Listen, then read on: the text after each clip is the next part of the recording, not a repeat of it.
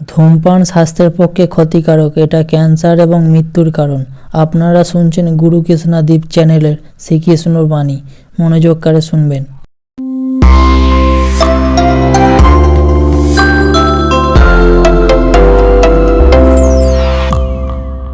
কথায় আছে সংসারে নাকি সকল রোগের ওষুধ আছে। যদি আপনি নিজের শরীরকে ভালোবাসেন তাহলে ব্যায়াম করুন, যদি নিজের নিঃশ্বাস প্রশ্বাসকে ভালোবাসেন তাহলে প্রাণায়াম করুন, যদি আপনি নিজের আত্মাকে ভালোবাসেন তাহলে ধ্যান করুন, কিন্তু যদি আপনি নিজের জীবনকে পরমাত্মাকে ভালোবাসেন তাহলে সকলকে ভালোবাসতে থাকুন। এই ভালোবাসা অত্যন্ত গুরুত্বপূর্ণ এবং আবশ্যক। ভালোবাসার থেকে ভালো না কোনো ওষুধ আছে, না আছে কোনো আসন। এর থেকে ভালো না কোনো ব্যায়াম আছে আর না কোনো প্রাণায়াম। এই ভালোবাসা বড় বড় সমস্যারও সমাধান করতে পারে। ভালোবাসা বড় বড় বিপদকে আপনার থেকে দূর করতে পারে। এই ভালোবাসাই আপনাকে জীবনে বাঁচতে শেখায়, কারণ ভালোবাসাই হলো জীবনের আসল সত্য। তাহলে আসুন আর আমার সাথে ভালোবেসে বলুন, রাধা। স্পষ্টভাবে দেখা যাবে না। এই ঘটনা মানুষের সাথেও ঘটে। মানুষ যদি বিচলিত হয়ে পড়ে, তখন সে বুঝতে পারে না যে বর্তমানে কি হয়ে চলেছে আর ভবিষ্যতে কি করা উচিত। কিন্তু সেই মানুষ যদি শান্ত থাকেন, স্থির থাকেন, ধন্যাত্মক থাকেন, তাহলে নিশ্চিত রূপেই বুঝতে পারবেন যে বর্তমানে কি করতে হবে আর ভবিষ্যতে কি করতে হবে। তাই নিজের মধ্যে সেই স্থিরতা আনুন, সেই ধৈর্য ধরুন, নিজেকে শান্ত রাখুন আর সবার মধ্যে ভালোবাসা ছড়িয়ে দিন। এই মন প্রসন্ন হয়ে বলবে, রাধা রাধা। আপনি তা বুঝতেই পারবেন না। সেইখানে আপনি যদি কোনো একটা মরুভূমিতে যান, আপনি অনুভব করতে পারবেন যে এক একটা ফোঁটা জলের কি গুরুত্ব, তার মূল্য কি। সুখের মুহূর্তে যদি আপনজনদের মনে রাখেন, তবে দুঃখের মুহূর্ত নিজে থেকেই দূরে সরে যাবে।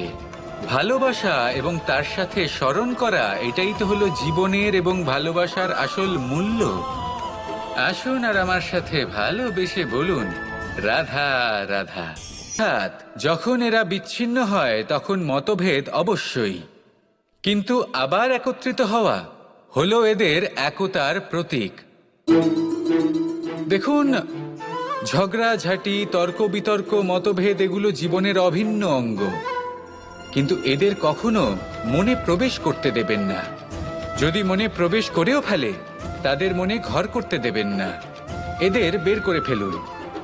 এই ঝগড়াঝাঁটি, তর্ক বিতর্ক, মতভেদ এদের সারা জীবন সাথে নিয়ে চলবেন না। যদি একসাথে নিয়ে চলতে চান, তাহলে সকলকে একসাথে নিয়ে চলুন, ঢেউয়ের মতো। একতায় বিশ্বাস রাখুন। একসাথে মিলে যদি এগোতে থাকেন, তাহলে অনেক দূর পৌঁছবেন, নয়তো শুধু দূরের কথা ভেবেই যাবেন। কি চান সেই সিদ্ধান্ত আপনারই। আসুন আর আমার সাথে ভালোবেসে বলুন, রাধা রাধা। নেকড়ে। নেকড়ের বিষয়ে আমরা সকলে জানি। ওরা খুবই নিষ্ঠাবান এবং অত্যন্ত সতর্ক থাকেন। ছোট ছোট মূর্খতা করে বসেন। এনারা হাড় চিবোতে খুব ভালোবাসেন, কিন্তু চিবোতে চিবোতে এদের মাড়ি ছড়ে যায়, সেখান থেকে রক্তপাত হতে থাকে। সেই রক্ত ওনারা পান করেন, আর ওনাদের মনে হয় এই রক্ত হাড় থেকেই পাচ্ছেন। ওনারা ভাবেন যে এই হাড় চিবিয়ে আমরা আনন্দ লাভ করছি, কিন্তু আসল সত্য হলো এটাই যে ওনারা নিজেদেরই ক্ষতি করছেন। আমরা মানুষ, আমাদের সাথেও এমনটাই হয়। কখনো কখনো ভুলবশত আমরা এমন কোনো কাজ করি, আর আমাদের মনে হয় যে আমরা বাইরে থেকে আনন্দ লাভ করছি, কিন্তু সত্য হলো এটাই যে আমরা শুধুই ক্ষতিগ্রস্ত হচ্ছি। এটা হলো খুব বড় একটা শিক্ষা, যা আমাদের শেখা উচিত। তা হলো এটা যে আমাদের বোঝা উচিত যে কখন আমরা লাভবান হচ্ছি আর কখন ক্ষতিটাকেই লাভ বলে মনে করছি। এই শিক্ষা যদি আপনি প্রাপ্ত করতে পারেন, তাহলে এই সংসারে আপনার থেকে বেশি প্রসন্ন আর কেউ থাকবেন না। তাহলে আসুন আর আমার সাথে ভালোবেসে বলুন, রাধা রাধা। একটা গরু যখন দুধের মধ্যে যখন জোরন মেশানো হয়, তখন দইয়ের টক ভাব চলে আসে, দুধের অস্তিত্ব বদলে যেতে শুরু করে। দুধকে নিজের অস্তিত্ব বদলে ফেলার দুঃখ সহ্য করতে হয়, তখনই তা দইতে পরিণত হয়, তখনই তার মূল্য বৃদ্ধি হয়। এই দইকে মন্থনের যাতনা সহ্য করতে হয়, তবেই সেই দই মাখনে রূপান্তরিত হয়, আর তারপর তার মূল্য বৃদ্ধি হয়। আর মাখন, এই মাখনকে আগুনের আঁচে তপ্ত হতে হয়, তবেই এই মাখন ঘিতে পরিণত হয়, আর তারপরেই এর মূল্য আরো অনেক বেড়ে যায়। মানুষের সাথেও এরকমই হয়। কর্ম করতে থাকুন, কর্মের পরীক্ষায় উত্তীর্ণ হতে থাকুন, আপনার মূল্য অবশ্যই বৃদ্ধি পাবে। তাহলে কর্ম করতে থাকুন, ফলের চিন্তা করবেন না, আর আমার সাথে ভালোবেসে বলুন, রাধা রাধা। জীবনে ক্ষমা চাওয়া তাও কিছুটা সহজ, ক্ষমা করতে পারা অত্যন্ত কঠিন। ক্ষমা দুই অক্ষরের এই শব্দ হতে পারে, কিন্তু অত্যন্ত বড় এই শব্দ, অত্যন্ত গুরুত্বপূর্ণ এই শব্দ। কখনো কখনো অন্য কাউকে ক্ষমা করে দেওয়া তাও কিছুটা সহজ কাজ, কিন্তু নিজেকে ক্ষমা করতে পারা অত্যন্ত কঠিন হয়ে দাঁড়ায়। অতীতে যদি আমাদের এমন কোনো ভুল হয় যে কারণে আমরা নিজেকে ক্ষমা করতে পারি না, অনেক সময় এমন কিছু ভুল করে বসি যে বিষয় শুধু আমরাই জানি, কিন্তু আমরা নিজেকে ক্ষমাই করতে পারি না, আর আমাদের বিকাশ সেখানেই স্তব্ধ হয়ে যায়। কারণ যদি আপনি ক্ষমা করতে না শেখেন, নিজেকে ক্ষমা যদি না করতে পারেন, তাহলে তা আপনার জীবনের সব থেকে বড় বাধা হয়ে দাঁড়াবে। সেই জন্য জীবনে অবশ্যই শিখুন যে কিভাবে নিজেকে ক্ষমা করতে হয়, আর শিখুন যে আগের করা ভুল আবার কি করে না করা যেতে পারে। এই মন হালকা হবে আর প্রসন্ন হয়ে বলবে, রাধা রাধা। কখনো কখনো আমরা ভাবি যে কোনো ব্যক্তি যিনি ধর্মের পথে চলেছেন, যদি তার দ্বারা কোনো ভুল হয়ে থাকে তাহলে নিয়তি তাকে সেই মুহূর্তেই কখনো না কখনো মনে আসেই। ভেবে দেখুন কেন? আসলে জীবনকে বেশিরভাগ মানুষ একভাবেই দেখে থাকেন, বিভিন্ন স্তরে একে দেখা উচিত। এবার আপনি বলুন, এই সংসারে কোনো অধর্মী কখনো প্রেরণার উৎস হতে পারেন? কখনোই নয়। যে মানুষ নিজের আত্মাকে মলিন করে ফেলেছেন, তিনি এই সংসারকে কিভাবে প্রেরণা যোগাবেন? উনি নিজেই বুঝতে পারেন না কোনটা করা উচিত, ধর্ম কোনটা। তাই নিয়তি তাকে একটা সুযোগ দেন, এটা বোঝার সুযোগ দেন যে কোনটা উচিত, কোনটা ধর্ম। সুযোগ দেন নিজের বিবেক জাগিয়ে তোলার, তাকে সুযোগ দেন নিজের অন্তরাত্মার ডাক শোনার। যখন তাতেও কাজ হয় না, তখন নিয়তির কাছে একটাই পথ বাকি থাকে, আর তা হলো মহাবিনাশ। মহাবিনাশ হয়তো দেরিতেই আসতে পারে, কিন্তু তা অবশ্যই আসবে। আর যখন মহাবিনাশ আসে, তখন মহাবিনাশের যন্ত্রণা সমগ্র মানব জীবনের যন্ত্রণার থেকে অনেক বেশি হয়। এই কথাটা সবসময় মনে রাখবেন। আর অন্যদিকে যে মানুষ ধর্মের পথে চলছেন, তার দ্বারা যদি কোনো ভুল হয়ে থাকে, তখন নিয়তি তার পরীক্ষা নেন। কিছুক্ষণের জন্য মানুষের মনে হতে পারে নিয়তি তাকে কঠোর শাস্তি দিয়েছেন, কিন্তু সময়ের সাথে আমরা সবাই দেখি যে যখন সেই মানুষ সেই পরীক্ষায় উত্তীর্ণ হন, এই সমস্ত সংসারের জন্য প্রেরণার উৎস হয়ে ওঠেন। অর্থাৎ নিয়তি প্রত্যেক মানুষকে তার কর্ম অনুসারে উচিত ফলও দেন, উচিত শাস্তিও দেন। পার্থক্য হলো শুধুমাত্র সময় আর আপনার দৃষ্টিভঙ্গির। তাই ধর্মের পথে চলুন, আর আমার সাথে ভালোবেসে বলুন, রাধা রাধা। আমাদের জীবনে অত্যন্ত গুরুত্বপূর্ণ একটা আশা বসবাস করে, বিশ্বাসের রূপে। বিশ্বাস যা আমরা ঈশ্বরের ওপর করি, ভাগ্য প্রারব্ধের ওপর করি, নিয়তির ওপর করি। যখনই ভালো কিছু হয় আমরা বলি এ হলো ঈশ্বরের দয়া, যখন খারাপ কিছু হয় আমরা বলি এ হলো ঈশ্বরের মায়া। কখনো ঈশ্বর বা ভাগ্য বা প্রারব্ধ বা নিয়তি, আপনি নিজে কোথায় তা কখনো ভেবেছেন? আপনি বিশ্বাস করছেন ঈশ্বরের উপর, প্রারব্ধের উপর, কখনো নিজের উপর করেছেন? আমি আপনাকে একটা সহজ কথা বলি, যদি আপনি ঈশ্বরের উপর বিশ্বাস রাখেন, শুধুই ঈশ্বরের উপর বিশ্বাস, তাহলে আপনি সেটাই পাবেন যেটা আপনার ভাগ্যে লেখা রয়েছে। কিন্তু যদি আপনি নিজের উপর বিশ্বাস রাখেন, আত্মবিশ্বাস রাখতে শেখেন, তাহলে ঈশ্বর আর নিয়তি দুজনে মিলে আপনার ভাগ্যে সেটাই লিখবে যা আপনি চাইছেন। তাই মনে রাখবেন, সাফল্যের পথ হলো এই বিশ্বাস। নিজের আত্মবিশ্বাসকে ধরে রাখতে শিখুন, দেখবেন আত্মা প্রসন্নতায় ভরে উঠবে। তাহলে আসুন আর আমার সাথে ভালোবেসে বলুন, রাধা রাধা।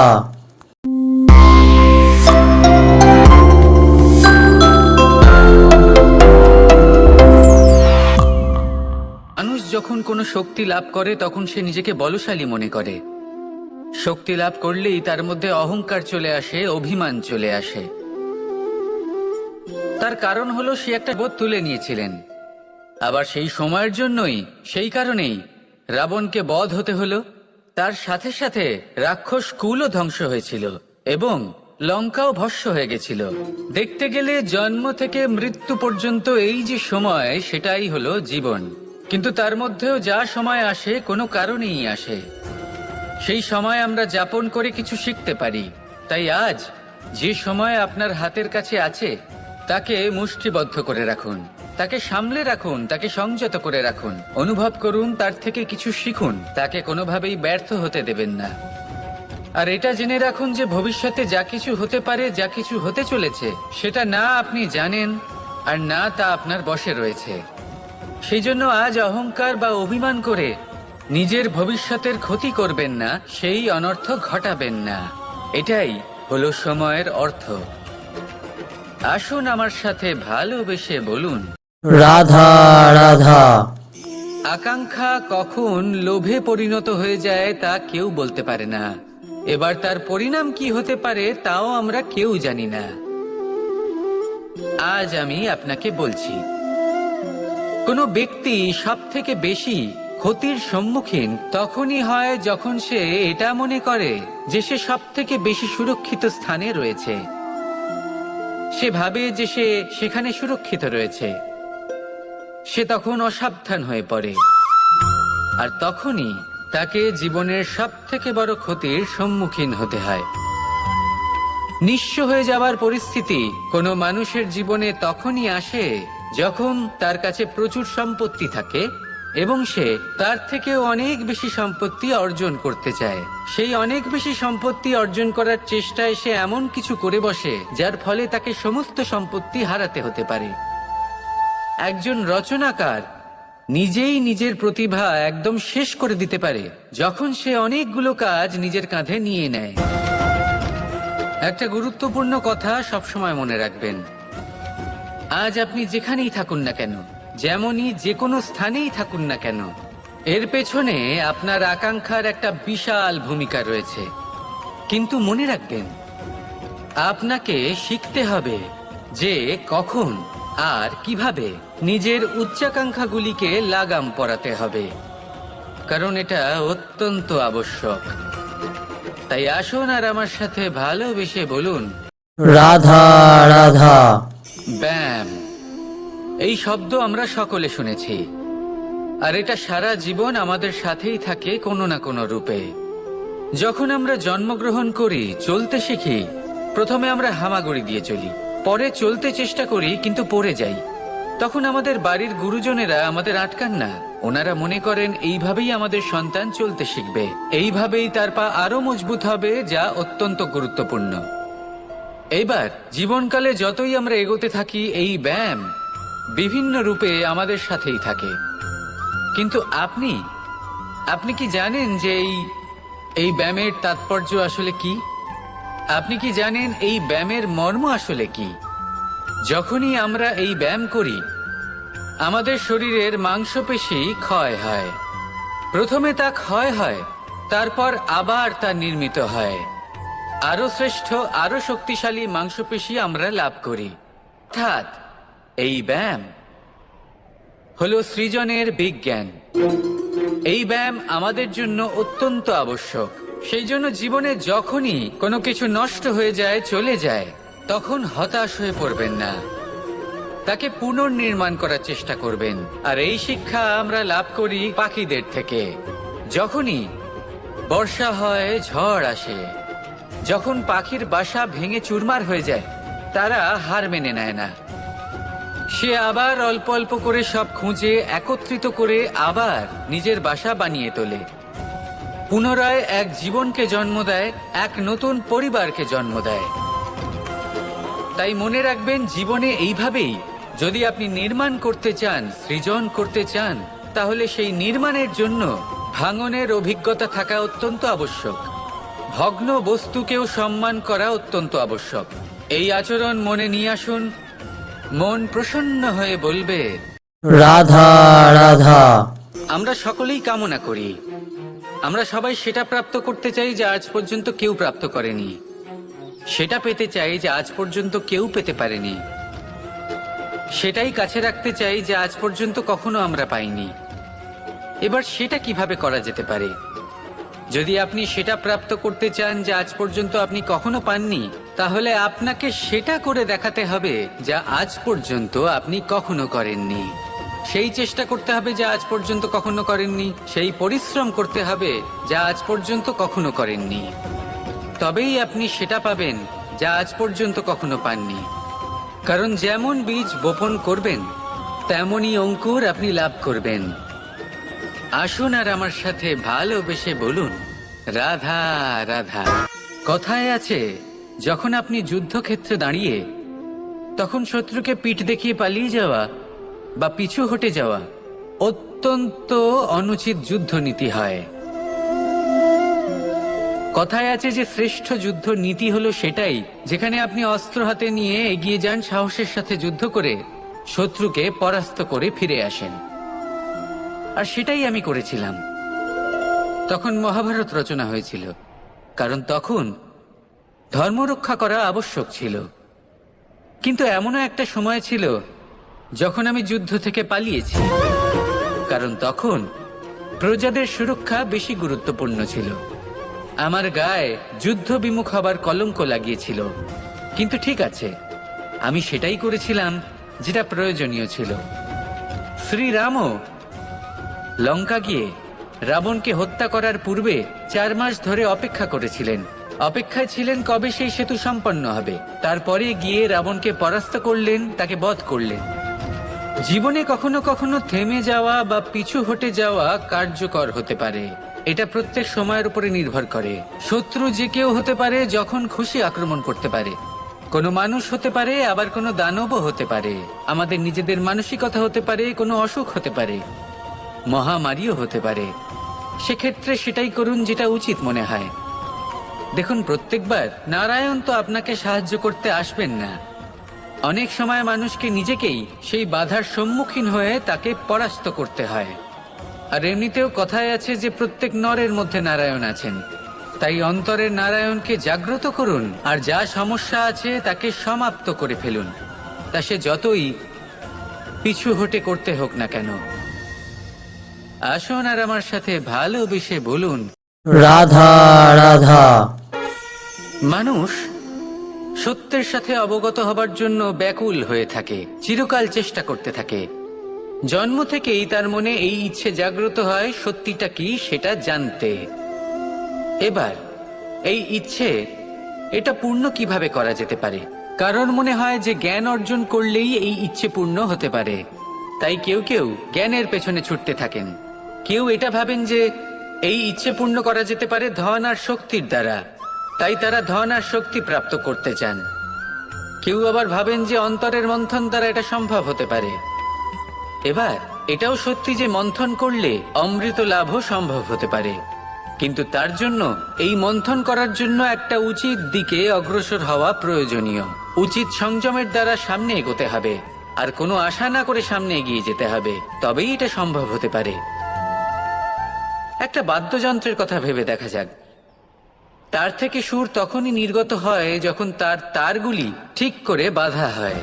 যদি বেশি বেঁধে ফেলা হয় তাহলে তার ছিঁড়ে যেতে পারে, আর যদি ঢিলে থেকে যায় তাহলে তার থেকে উচিত সুর নির্গত হবে না। একটা অত্যন্ত গুরুত্বপূর্ণ কথা মনে রাখবেন, সত্যকে লাভ করার প্রাথমিক আধার হলো অনুশাসন।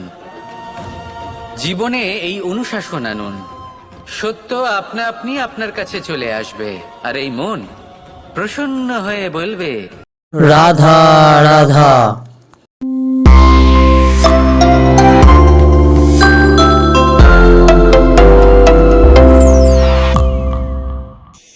ধন মানুষের জীবনের সব থেকে বড় প্রয়োজনীয়তা, সেই অস্ত্র যার দ্বারা মানুষের জীবনের অনেক সংকট দূর করে দেয়া যেতে পারে, সেই মাধ্যম যার দ্বারা সংসারের সমস্ত জাগতিক সুখ স্বাচ্ছন্দ্য লাভ করা যেতে পারে। কিন্তু ধনের দ্বারা আমরা সবকিছু লাভ করতে পারি না। জাগতিক স্বাচ্ছন্দ্য আমরা লাভ করতে পারি, কিন্তু সুখ লাভ করতে পারবো না। সুখের উপকরণ আমরা লাভ করতে পারি, কিন্তু সুখের অনুভূতি লাভ করতে পারবো না। আনন্দ, সন্তোষ, প্রসন্নতা এগুলো ধন দ্বারা লাভ করা যায় না। কিন্তু হ্যাঁ, আনন্দ, সন্তোষ আর প্রসন্নতার সাথে যদি কোনো কাজ করেন তাহলে অবশ্যই ধন লাভ করবেন। তাহলে আসুন আর এই প্রসন্নতার সাথে বলুন, রাধা রাধা। মানুষ কতটা বিচিত্র হতে পারে, সব সময় স্বপ্ন দেখতে থাকে যে কাল আমি এটা করব, কাল আমি ওটা শুরু করব, কাল আমি ওটা সম্পন্ন করব। এই যে কাল শব্দটা, এই কাল অত্যন্ত বিচিত্র এক শব্দ। আমরা সবসময় এটাকে আসতে দেখতে পাই, কিন্তু এটা আসাতে বর্তমানে পরিণত হয়। আবার আজ নতুন কাল দেখতে পাই, তার জন্য অপেক্ষা করি, যখন সেটা সামনে আসে বর্তমানে পরিণত হয়। এই কাল সবসময় একটা মিথ্যে সান্ত্বনা দেয় যে সে আসছে, কিন্তু সে কখনোই আসে না। যেটা আপনার হাতে রয়েছে তা হলো আজ, বর্তমান। তাই যা করার আছে, যা সম্পন্ন করতে চান, যা শুরু করতে চান, আজ করুন, বর্তমানে করুন। কারণ আজ আপনি যা করবেন সেটাই আপনার ভবিষ্যৎ নির্ধারিত করবে। ভবিষ্যতের বিষয় ভাবতে থাকলে ভবিষ্যৎ সুন্দর হবে না। আজ কর্ম করতে হবে। তাই আজ বর্তমানে জীবনযাপন করুন, কর্ম করুন, আর আমার সাথে ভালোবেসে বলুন, রাধা রাধা। শক্তি, সামর্থ্য, প্রাবল্য এসব কোথা থেকে আসে? কোথা থেকে এগুলো প্রাপ্ত করা যায়? সেই লক্ষ্য দ্বারা যা আমরা প্রাপ্ত করতে পারি, নাকি সেই সংঘর্ষ দ্বারা যা আমরা জয় করতে পারি? না, এখান থেকে শক্তি লাভ করা সম্ভব নয়। যখন আপনার সামনে এমন কোনো লক্ষ্য থাকবে যাকে ভেদ করা অসম্ভব মনে হবে, তাও আপনি চেষ্টা করতে থাকবেন। আপনার সামনে এমন এক সংঘর্ষ থাকবে যা জয় করা সম্ভবই নয়, তাও আপনি চেষ্টা করতে থাকবেন। তখন আপনার শক্তি বৃদ্ধি পায়। অসম্ভবকে সম্ভব করে দেখালে শক্তির বৃদ্ধি হয়। দেখুন, যা সম্ভব তা তো যে কেউ করতে পারে। যা অসম্ভব কিন্তু আপনি চাইছেন, তা পূর্ণ করুন। সেই লক্ষ্য প্রাপ্ত করুন, সেই সংঘর্ষের ওপর জয়লাভ করুন। প্রয়াস তো করে দেখুন। এই চেষ্টার দ্বারা এই শক্তির বৃদ্ধি হয়, আর যখন সেই শক্তি উচ্চ স্তরে পৌঁছে যাবে তখন আপনি অসম্ভবকে সম্ভব করে দেখাবেন। তাই জীবনে চেষ্টা করতে থাকুন, আর আমার সাথে ভালোবেসে বলুন, রাধা রাধা। এই সংসারে সুখ আর সন্তোষ লাভ করার পথ কি? ত্যাগ করা নাকি মেনে নেওয়া? এটা হলো একটা ধাঁধার সমান, আর যে বুঝতে পারে তার কাছে এক মিত্রের সমান। দেখুন, আপনি যা বদলাতে পারেন তা আপনি বদলে ফেলুন, যা আপনি বদলাতে পারবেন না তা আপনি স্বীকার করে নিন, আর যা মেনে নিতে পারবেন না তাকে নিজের থেকে আলাদা করে দিন। ধরুন, আপনার কোনো অভ্যেস আছে যা আপনি বদলাতে চান, বদলে ফেলুন। যদি কোনো সমস্যা থাকে যা বদলানো আপনার হাতে নেই, তা স্বীকার করে নিয়ে তার সাথে পথ চলা শুরু করে দিন। যদি কোনো আবেগ থাকে, পরিস্থিতি থাকে, বা কোনো বস্তু থাকে যা আপনি মানতেই পারছেন না, কোনোদিনও মানতে পারবেন না, তাকে নিজের থেকে আলাদা করে দিন। একেও সন্ন্যাস বলা হয়। জীবনে সুখ, দুঃখ, ক্ষয় হোক বা লাভ, এই সবেতেই সমান রূপে যাপন করা তাই হলো সন্ন্যাস। এতেই জীবনের আনন্দ রয়েছে। তাহলে এই আনন্দ উপভোগ করুন আর আমার সাথে ভালোবেসে বলুন, রাধা রাধা। কথায় আছে সংসারে নাকি সকল রোগের ওষুধ আছে। যদি আপনি নিজের শরীরকে ভালোবাসেন তাহলে ব্যায়াম করুন, যদি নিজের নিঃশ্বাস প্রশ্বাসকে ভালোবাসেন তাহলে প্রাণায়াম করুন, যদি আপনি নিজের আত্মাকে ভালোবাসেন তাহলে ধ্যান করুন, কিন্তু যদি আপনি নিজের জীবনকে পরমাত্মাকে ভালোবাসেন তাহলে সকলকে ভালোবাসতে থাকুন। এই ভালোবাসা অত্যন্ত গুরুত্বপূর্ণ এবং আবশ্যক। ভালোবাসার থেকে ভালো না কোনো ওষুধ আছে, না আছে কোনো আসন। এর থেকে ভালো না কোনো ব্যায়াম আছে আর না কোনো প্রাণায়াম। এই ভালোবাসা বড় বড় সমস্যারও সমাধান করতে পারে। ভালোবাসা বড় বড় বিপদকে আপনার থেকে দূর করতে পারে। এই ভালোবাসাই আপনাকে জীবনে বাঁচতে শেখায়, কারণ ভালোবাসাই হলো জীবনের আসল সত্য। তাহলে আসুন আর আমার সাথে ভালোবেসে বলুন, রাধা রাধা। আপনি কখনো কোনো সরোবরের দিকে তাকান যার জল হলো শান্ত, স্থির। আপনি স্পষ্ট দেখতে পাবেন সেই সরোবরের তলদেশে কি রয়েছে। তাতে সাঁতরে বেড়াচ্ছে সুন্দর মাছ, চকচকে কিছু পাথর, স্বর্ণরূপী বালি, সবই আপনি দেখতে পাবেন। কিন্তু যখনই আপনি একটা ছোট্ট পাথর তুলে সেই জলে ছুঁড়ে ফেলবেন, তখন সেই জল বিচলিত হবে আর সেই স্পষ্টতা ন্যূনতম হয়ে যাবে। তারপর কিছুই স্পষ্টভাবে দেখা যাবে না। এই ঘটনা মানুষের সাথেও ঘটে। মানুষ যদি বিচলিত হয়ে পড়ে, তখন সে বুঝতে পারে না যে বর্তমানে কি হয়ে চলেছে আর ভবিষ্যতে কি করা উচিত। কিন্তু সেই মানুষ যদি শান্ত থাকেন, স্থির থাকেন, ধন্যাত্মক থাকেন, তাহলে নিশ্চিত রূপেই বুঝতে পারবেন যে বর্তমানে কি করতে হবে আর ভবিষ্যতে কি করতে হবে।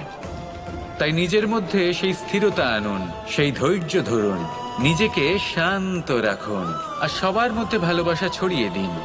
এই মন প্রসন্ন হয়ে বলবে, রাধা রাধা। এখানে শ্রীকৃষ্ণ বাণীটি সমাপ্ত হলো। ভালো লাগলে গুরুকৃষ্ণা দীপ চ্যানেলটিকে লাইক, কমেন্ট, শেয়ার করবেন। জয় শ্রীকৃষ্ণ। রাধে রাধে।